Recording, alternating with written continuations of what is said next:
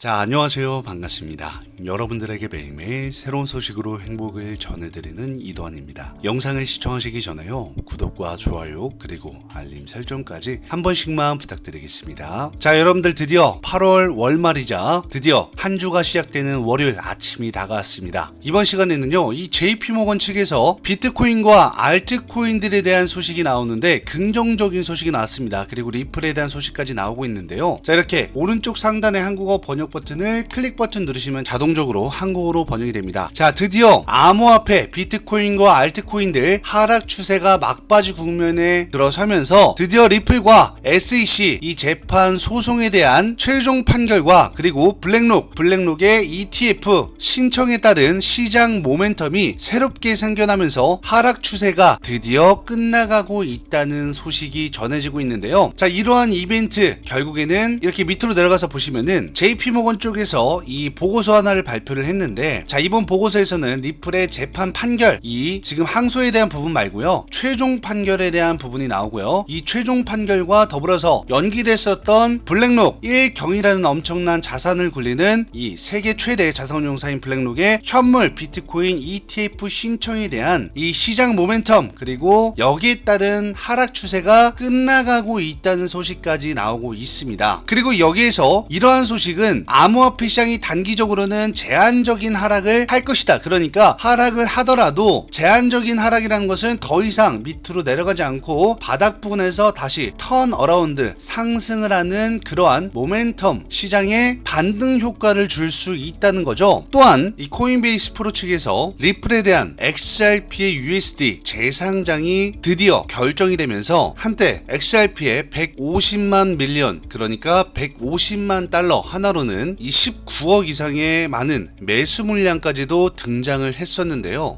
개인 투자자들이 최소한 10억에서 20억, 중간 정도로 봤을 때는 50억에서 100억 정도에 달하는 물량을 다량으로 계속 매수 호가에 걸어놓기는 쉽지 않죠. 그만큼 특정 세력, 특정 구간에 이 고래라고 표현하는 세력들이 드디어 유입이 시작되고 있는 것으로 보여지고 있습니다. 자, 그리고 또 하나 중요한 것은, 자, 이렇게 화면을 보시면은 여러분들께서도 아시겠지만 이제 돌아오는 다음 주는 2분기 GDP에 대한 이야기와 개인 소득과 소비에 대한 지출, 그리고 이 미국에 대한 부동산 잠정 주택 판매 지수가 발표가 되면서 그 밑에 미국의 민간 고용 정보 업체인 오토매틱 데이터 프로세싱, 즉 ADP라고 하는 8월 민간 고용 동향 보고서 결과가 발표가 됩니다. 즉 일자리와도 관련되면서 지금 인플레이션에 대한 그리고 경기 둔화에 대한, 결국적으로는 인플레를 잡혔는지 잡고 있는 건지, 그리고 다음 달은 어떻게 되는지, 왜냐 다음 달에 FOMC에 대한 9월 금리 인상 발표가 있기 때문에 거기에서 금리가 인하가 될지 동결이 될지, 아니면 엊그저께 파월 연설에서 말씀했던 대로 추가적인 인상을 할 것인지, 여기에 대해서 정답이 나오는 지표가 발표가 됩니다. 따라서 오늘 영상은 정말 중요하니만큼 여러분들 영상을 시청하시면서 정보에 많은 도움을 받으셨으면 좋겠고요. 자, 영상을 시청하시기 전에 구독과 좋아요 버튼 한 번씩만 누르신다면 정말